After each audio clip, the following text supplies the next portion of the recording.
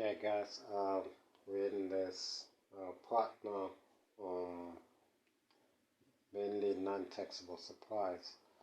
So can I maybe just ask, just for the sake of time and sake of inconvenience as well, I wanted to basically drive not a point home by basically having like an example. So because we're dealing with mainly non-taxable supplies, we should likely be looking at an example that has a majority of non-taxable supplies and a minority of of taxable supplies.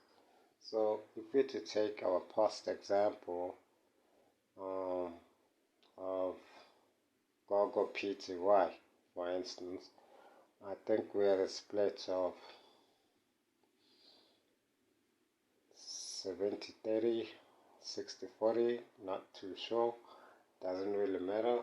So I'm going to call that split this time around, I'm going to say 60%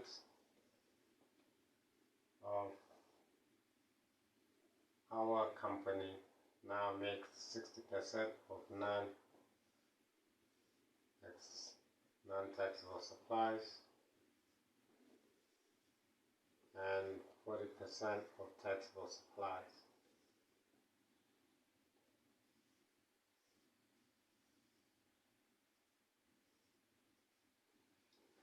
Okay, so let's assume that all the requirements for the going concern had been met and the company was subsequently sold to a buyer for an amount of 20 million rands.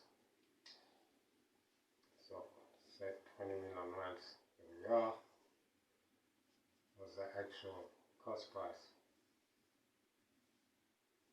selling price, let's call it selling price. Okay. Just trying to drive point home. I don't want to confuse too many people, so let's just try separate these so that people are not confused because there are too many abbreviations. Okay, so this is the selling price. Okay, so now let's look at the two aspects of these transacting VAT vendors. We've got the buyer and we've got the seller. So let's start with the position of the actual seller. Say seller, here we are. And maybe let's give him a stroke over here and another stroke over here. And let's call this side, let's call it non-taxable supply.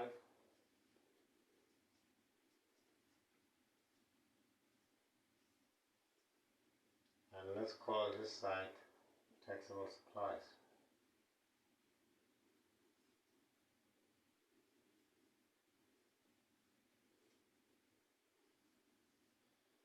Okay, cool. So what we know that we're selling this business for 20 million rands, right? So what happens on the taxable supply side?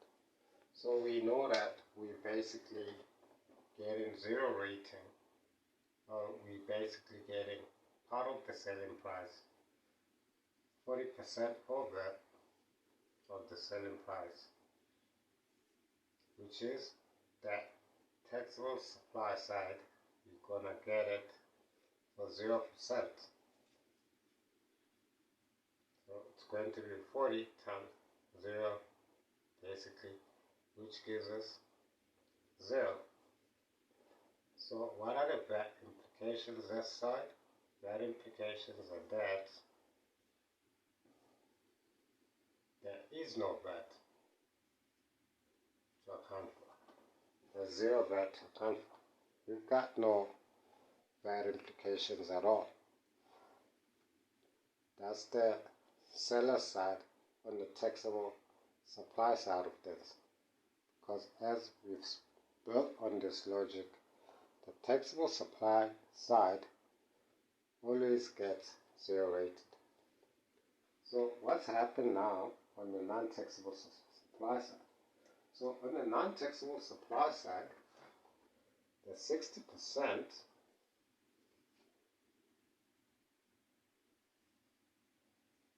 of the non-taxable supply side, so 60% of the non-taxable supply side, which relates to 20 million rands. So we'll basically say times 20 million rands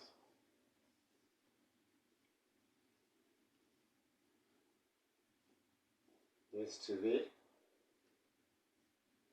the VAT implication that we likely find ourselves in. Are you with me? So what does that mean? That means we're going to have to pay VAT based on that, right, times 15%. I may be wrong about the straight percentage, because it used to be an exempt supply. That's why I'm going 15%, because it would have never had VAT. I'm not sure. I'll have to look it up. I'll come back and correct it if I'm wrong. So non-taxable supply side, let's look at it. I'm going to basically say 0.60 times 20 million rands equals to times 15%. So we've got to account for output VAT of 1.8 million rands. Output VAT, 1.8 million rands of output VAT on the buyer side. What can we claim back? We can claim back changing this adjustment, okay, based on the lower of cost or open market value.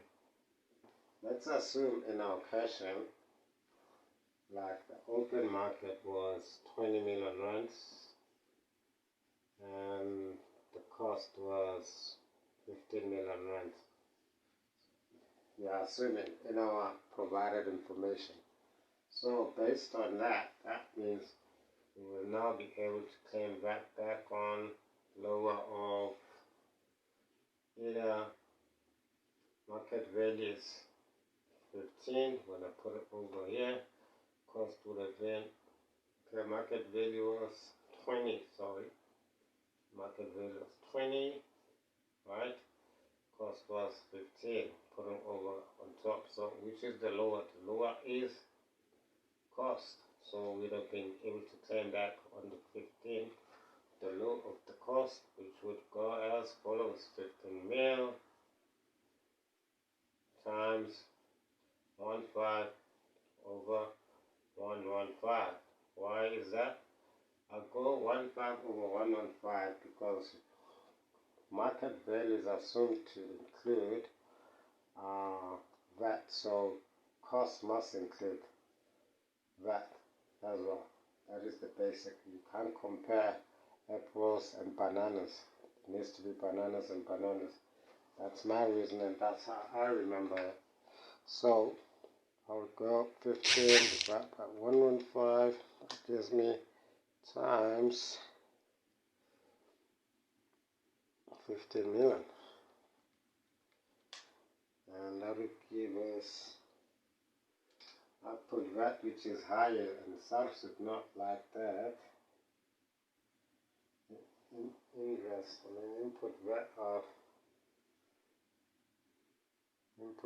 of, it doesn't make sense though, but it's okay.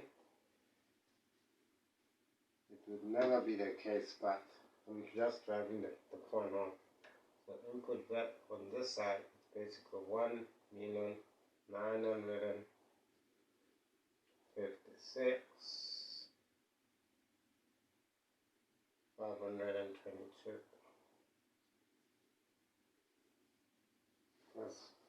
This would never be higher than that. Subs would never allow such a situation. That's what I'm saying.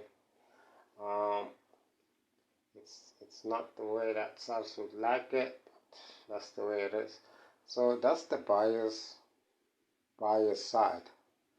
So for him at least, he gets to get a relief by coming back and input that adjustment.